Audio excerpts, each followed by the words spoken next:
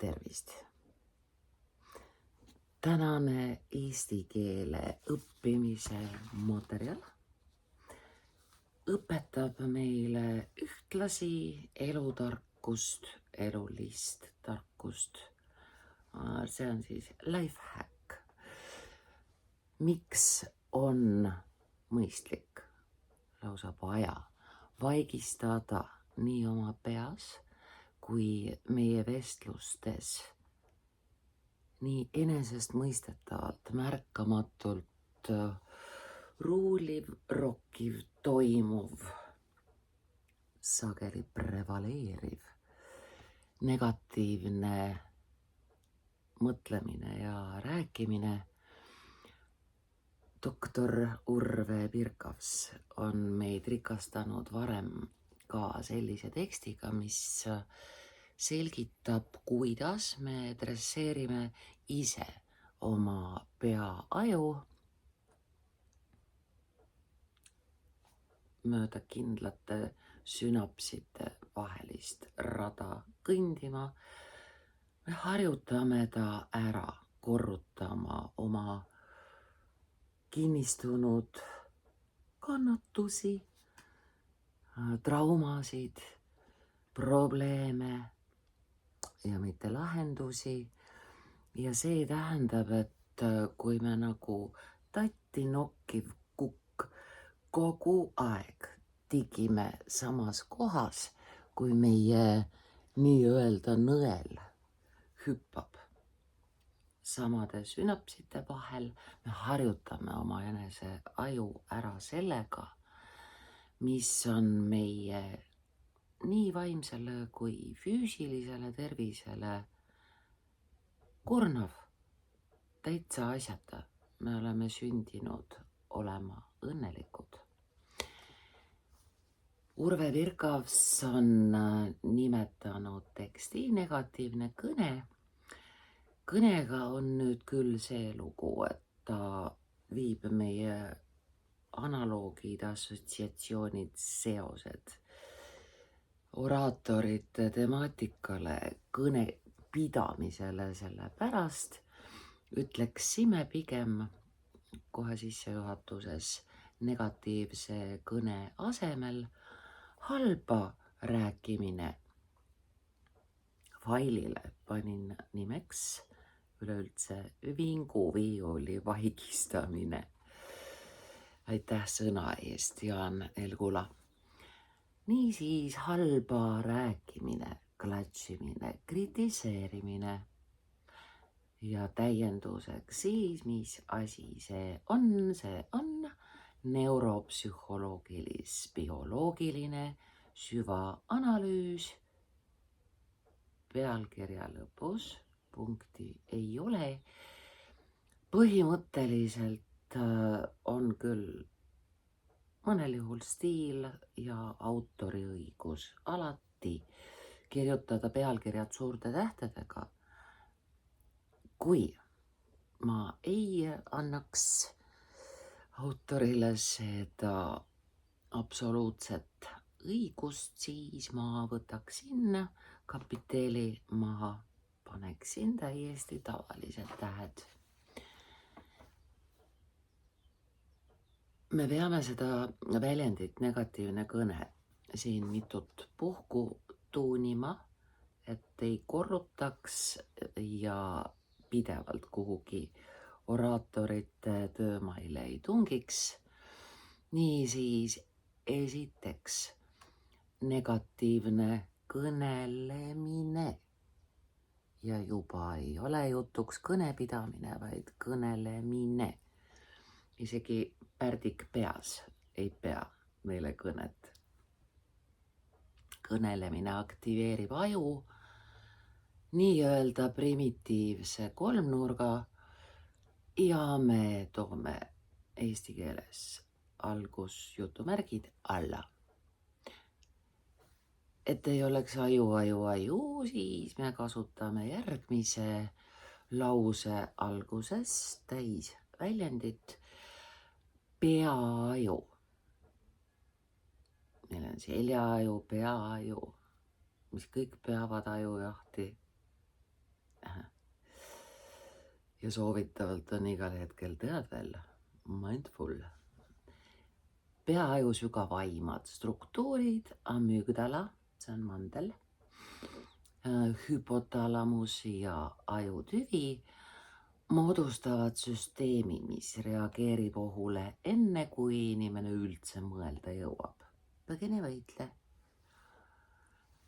Klatš ja kriitika käivitavad selle süsteemi, sest evolutsiooniliselt ja me tõmbame maha sõna oli. Enne evolutsiooni oli, aga evolutsiooniliselt on praegu ka selles point ongi, et kadunud ei ole. Kaasa oleme tassinud ürgajast selle imeilu.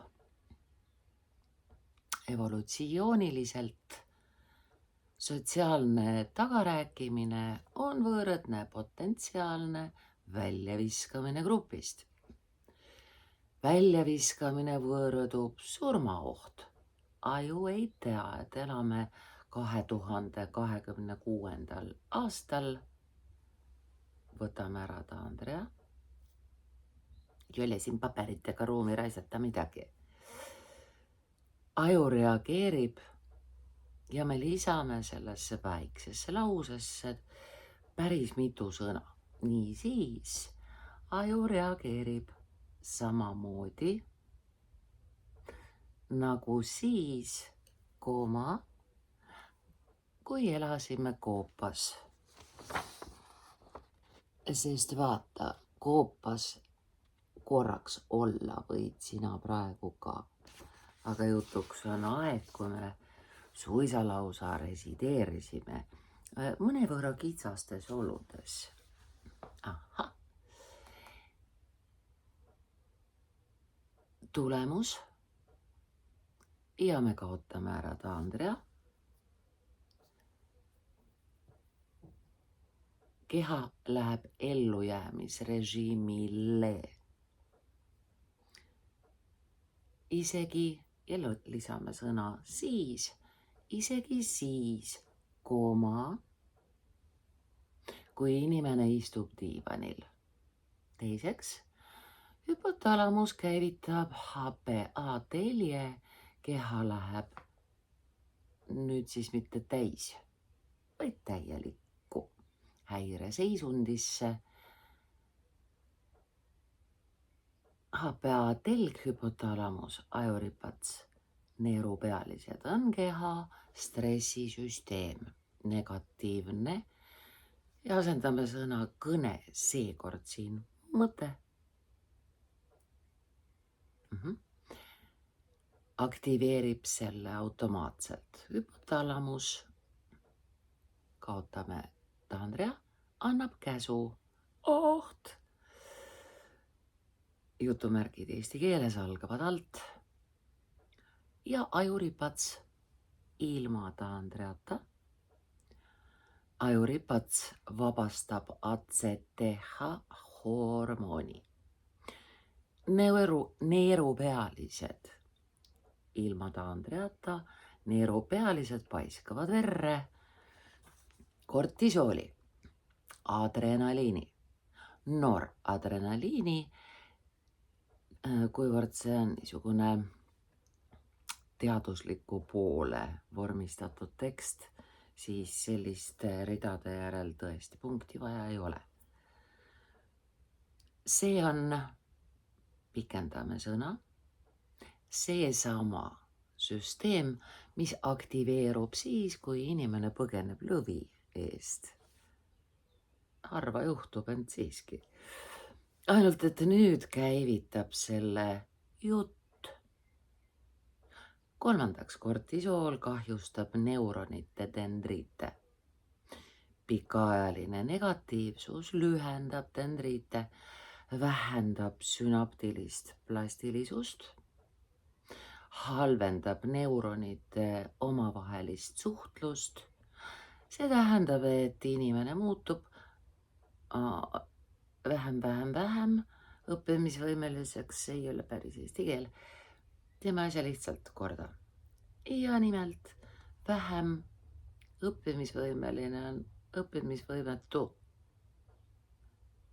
teeb õppimisvõimetuks, vähem paindlikuks, rohkem kinni vanades mustrites. Lisame sõna olevaks. Korras. Olevaks. Negatiivsus ei ole ainult halb energia, jutumärgid eesti keeles algavad alt. See on ja me tõstame sõnade järjekorra eesti keele rütmiliseks.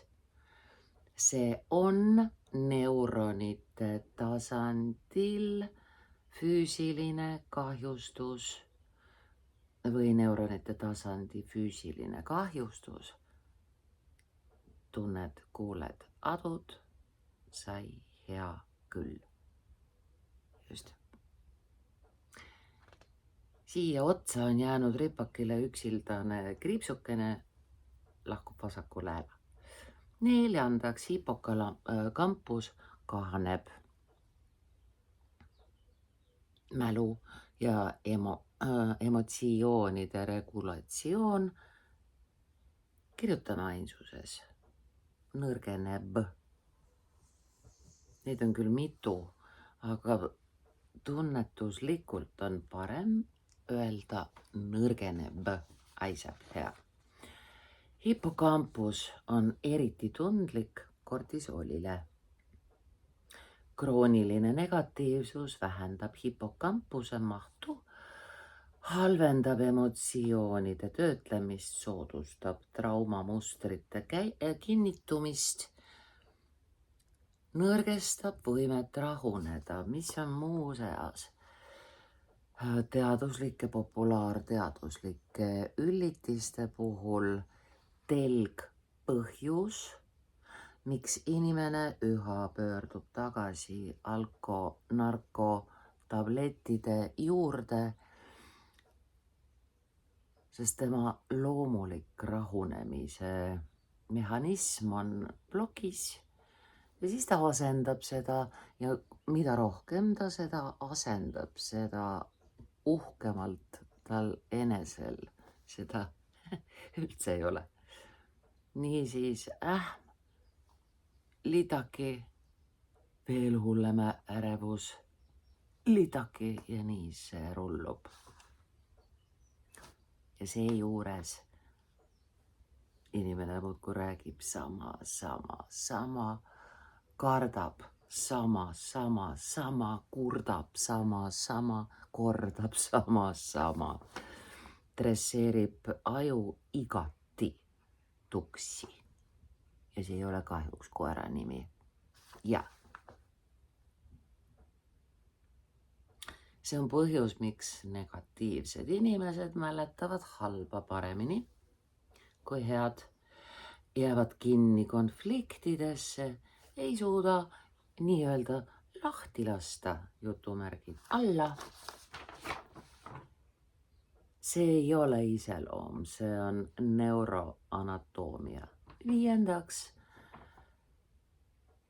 Prefrontaalne ajukoor, seesugust sõna nagu pimedub. Kuulen esimest korda ja me asendame selle sõnaga, kas siis hämardub või jääb pimedaks ja jutumärke ei ole talle üldse vaja. Ajukoor hämardub, jääb pimedaks. Inimene kaotab oma kõrgema mina. Prefrontaalne ajukoor. Nüüd on variant, kas öelda määrab versus vastutab. Või siis panna selle loetelu lõppu juurde sõna eest, sest meil on e-väljend vastutab millegi eest. Ja. Nii siis määrab moraali, empaatia, eneseregulatsiooni, loovuse, strateegilise mõtlemise. See tähendab, et negatiivsus on nüüd võimalik seda kõnepidamise korrutamist siluda. Niisiis, negatiivsus vähendab empaatiat, vähendab enesekontrolli, halvendab otsuseid, kahandab loovust, tekitab impulsiivsust. Oskar Wilde ütles, et ei joo mitte selleks, et kirjutada, vaid teada saada, millest kirjutada. Kainiks saades. Inimene sõna otseses mõttes kaotab ligipääsu oma kõrgemale teadvusele. Ka siis, kui ta on sündinud, üles tõusnud meistrina, saab ta ise ennast mutta, vinguda. Nii lihtne ongi. Peegelneuronid 6. teevad kuulaja neuroloogiliselt haavatavaks. Peegelneuronid ei küsi luba, taandrida ei ole vaja, nad lihtsalt reageerivad. Kui kuulaja kuuleb negatiivsust, tema amügdala, mandelnääre, aktiveerub, tema kortisool tõuseb, tema vaagusnärv pärsitakse, tema sümpaatiline närvisüsteem aktiveerub, krampi läheb. Ta ei kuula juttu. Siin ei ole üldse jutumärke vaja. Ta ei kuula juttu. Taandrida ära, ta kogeb ohtu, seetõttu muutub ta käsnaks. Jutumärgid algavad alt, mitte metafoorselt, vaid neurofüsioloogiliselt. Hea tekst, põnev tekst, üsna hõlpsasti toimetatav ja eesti keelitatav tekst. Samas on see ka teile esiteks näide, miks raamatut kirjutades, mis iganes olulist teksti kirjutades, me kõik vajame keeletoimetajat, korrektorit ka. Ja teiseks on see siin tõestus. Inimene on asendamatu, eriti kui inimene on eestlane, niipeagi seesugust asja, tehisintellekt tegema ei saa. Selleks on tundlik, kogenud, keeletajuline toimetaja. Nii, panevad edasi 7. Vaagusnärv pärsitakse, keha kaotab rahunemisvõime.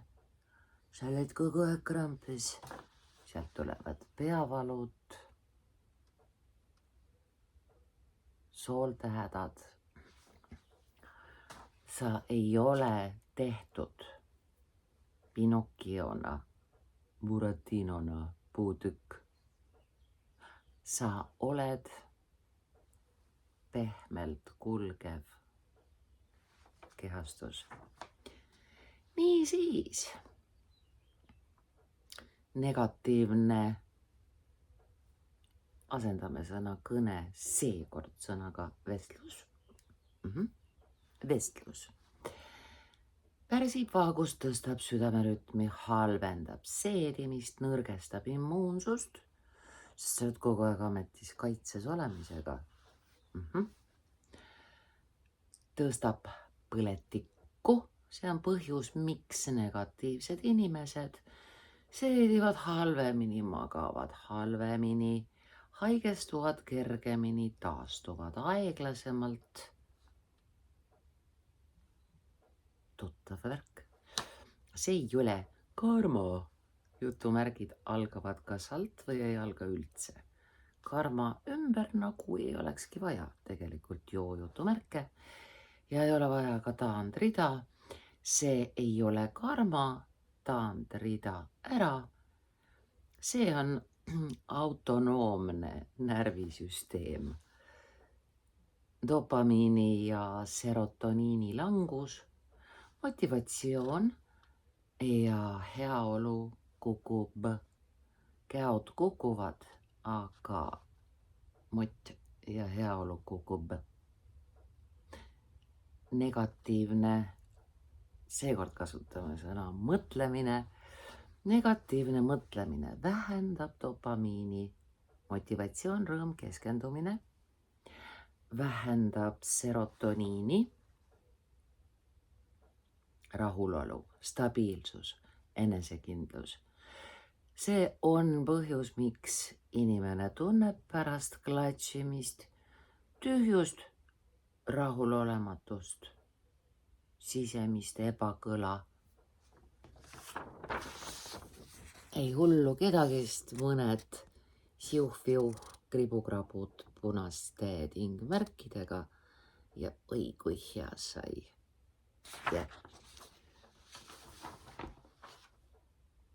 Motivatsioonilangust.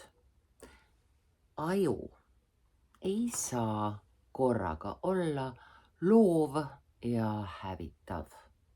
Taandrida ei ole vaja. Need süsteemid ei tööta paralleelselt. Miks energia kaob? Võtame ära üldse jutumärgid. Miks energia kaob? Sügavam seletus. Ja me teeme järgneva kõik üheks lauseks. Tah. Ei ole keeruline, sest see on üks lause. Ja see näeb välja nii. Sügavaim seletus, koolon, lause jätkub samal real. Energia ei kao metafüüsiliselt, kooma, lause jätkub samal real. See kulub füsioloogiliselt ja neuroloogiliselt ära. Lisame väikese, ülitugeva ja hästi mõjuva abisõna ära. See kulub ära ja nii on. Teame kah. Aju töötab ohurežiimil, stressihormoonid põletavad glükoosi, lihased on pinges, seedimine. Stressi tõttu me sööme hästi palju magusat, lähme paksuks, suhkruhaiguse saame võib-olla ka hüös, rohkem vingumist, on ja? Et teistel oleks sama, siis vingume teiste toa ka täis. Miks me enam külas ei käi?